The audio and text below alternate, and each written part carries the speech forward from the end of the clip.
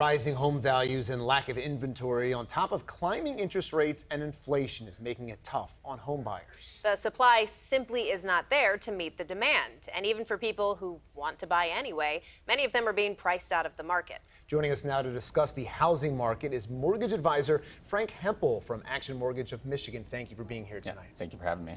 So how would you describe this current market, Frank? It seems like it was really a seller's market for a few years there. Is it still a seller's market? Oh, absolutely. So I would 100% say it's a seller's market. Everyone who's buying is hoping that it's kind of going to go back to like the 2007 era where we had a housing bubble. But what they're not thinking about is we had about 4 million homes available to purchase back then. I swear right now we're just over 1 million across the nation. So what would you say the answer is for people that are in this tough spot where there's not a lot of inventory? Rates seem like they're through the roof for where the prices are at this point. So I would say that if you can buy, absolutely buy. Just because even with like the low shortage where rates are at, the appreciation of a home is still subject to go up 5 to 10% this year. So if you buy a home, you're still going to be making money on the appreciation of that home, as opposed to if you're renting, you're just feeding into your landlord's pockets. Can you put the rates into perspective for us? Obviously, they've been going up and up and up, especially over the past year, but historically, they're still not that bad, right? Yeah, historically, we're still low. And on top of that, rates are going to follow inflation. So when inflation does start to come back down, rates will come back down. So it's just kind of that graph where it just goes up and down. It follows inflation. So as data comes out, it'll hopefully get better. Also have to think about it, the way the Fed looks at rates and things like that, they're looking at old data. They're not necessarily going off of the now current. So you can look at some stats in the now and current where we should already be coming back down, but we're unfortunately still going the opposite direction. Yeah. How difficult is a situation like this? I mean, in all these major cities, in these big cities like here in Detroit, there's no more land, right? And so people are moving further out from the city and further out. There's just not land. So what do you do about the supply? That's a really good question. I mean, that's kind of everyone hopes to have that crystal ball of what to do with it. You hope that builders can catch up, but right now there's about 2 million households nationwide that are formed every single year. Builders are only building about 1.4 million homes. So therefore, it's going to be a while before we catch up to that.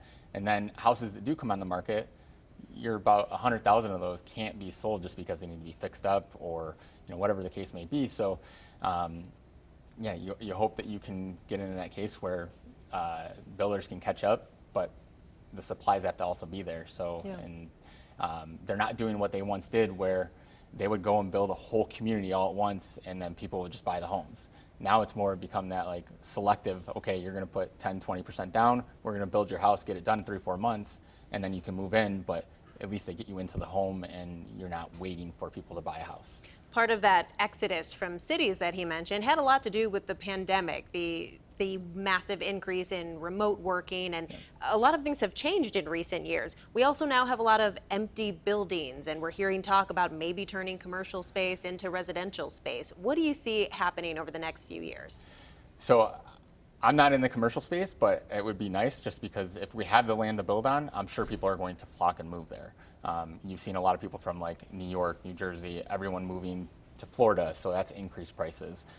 Same thing out on the West Coast, where they've moved into other areas where they have the cash because they were working in an area where they were making a lot of money, so it's driving prices up in other places. And appraisal guarantees are still very much a real thing, where you're coming out of pocket $10,000, $20,000, $30,000 over the appraisal or in guaranteeing what it should appraise for. But going back to why people should still buy or try to buy is because once rates come back down, obviously we already have the shortage of inventory, it's just going to get worse. Yeah. Prices are going to get driven up, the appraisal guarantees are going to get crazier. 1% in interest rate, that's a big deal. So it turns them on and they're like, okay, let's go buy a house. So, but also on that, get pre-approved as fast as you can. Even if you're a year out, 2 years out, go get pre-approved, see where you stand to purchase a home. Obviously, yeah, get your max top dollar, but also let whoever you're working with know, here's my budget. I don't want to exceed the budget. I want to stay within this range, just because once you start looking at houses, especially on Zillow, Redfin, everyone gets excited, and then as soon as you actually see it in person, and then we don't want to crush anybody's dreams by telling them, hey, you're priced out of that, you shouldn't have been looking there all along. Now we do have to wrap, but if Yeah. you were to get pre-approved a year or two out, you would have to get pre-approved again right before buying, right? Yes, so credit reports are only good for 120 days, depending on the lender. But yeah, you would most likely have to get pre-approved just because all of your information is going to change. Sure. Frank Hempel, licensed mortgage advisor with Action Mortgage of Michigan, thank you for being here with us Absolutely. tonight. Thank you.